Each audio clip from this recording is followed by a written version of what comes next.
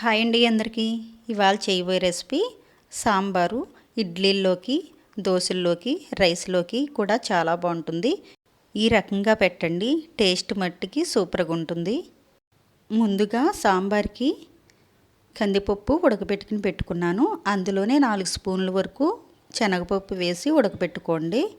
అలా శనగపప్పు వేయటం వలన సాంబారు చాలా టేస్ట్గా ఉంటుంది. కూరగాయలు ఉడకబెట్టుకోవడానికి ముందుగా ఒక గిన్నె తీసుకుని ఆనపకాయ ముక్కలు, ఉల్లిపాయ సీరికలు, ములంకాడ ముక్కలు, టమాటా సీరికలు అన్ని ముక్కలు కొద్ది కొద్దిగా వేసుకోండి.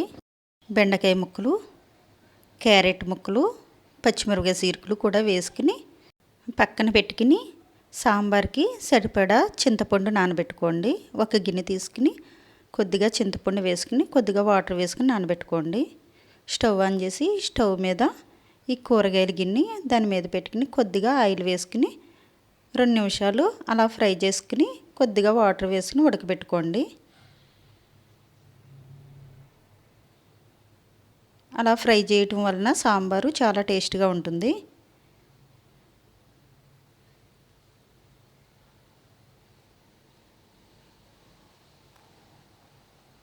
కొద్దిగా వాటర్ వేసేసుకుని మూత పెట్టుకుని కాసేపు ఉడకనివ్వండి. బాగా మెత్తగా ఉడకనవసరం లేదు, కొద్దిగా ఉడికితే సరిపోతుంది. మళ్ళీ చింతపండు రసం వేసాక మళ్ళీ ఉడుకుతాయి కాబట్టి కొద్దిగా ఉడికితే సరిపోతుంది. ఉడకపెట్టుకున్న పప్పు గుత్తుతో నలిపికిని పక్కన పెట్టుకున్నాం కదా, అది అందులో వేసేసుకోండి. ఈ కూరగాయ ముక్కల్లో వేసేసుకుని చింతపండు గుజ్జు కూడా అందులో వేసేసుకోండి. ఎంత సరిపోద్దో అంతే చింతపండు గుజ్జు వేసుకోండి. వేసేసుకుని గట్టితో తిప్పుకుని కాసేపు మరగనివ్వండి.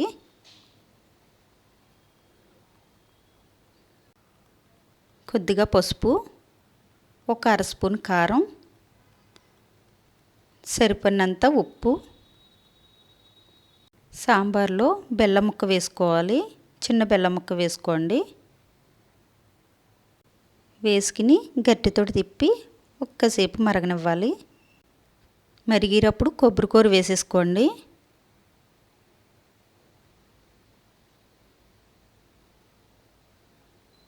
ఓ చెక్క తీసుకున్నాను నేను కొబ్బరికూర.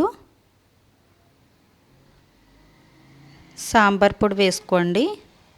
MTR సాంబార్ పొడి తీసుకున్నాను నేను.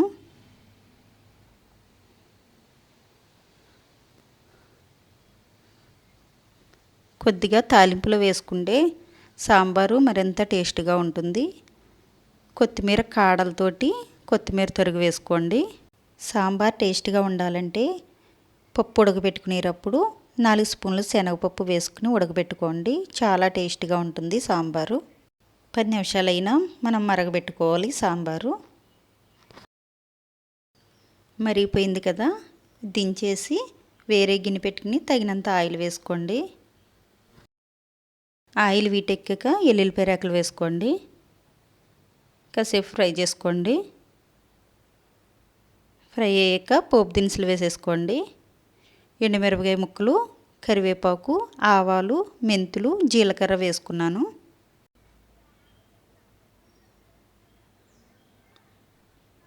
బాగా ఫ్రై అయిపోయాక కొద్దిగా కొబ్బరికూర వేసుకోండి. కొద్దిగా కొబ్బరికూర వేసి కాసేపు ఫ్రై చేసుకోవాలి.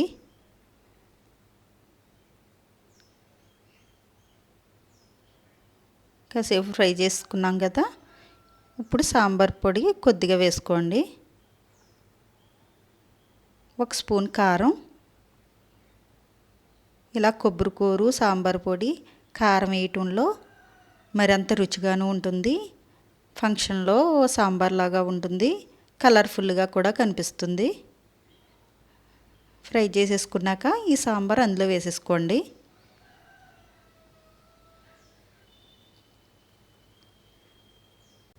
రెడీ అయిపోయింది సాంబారు.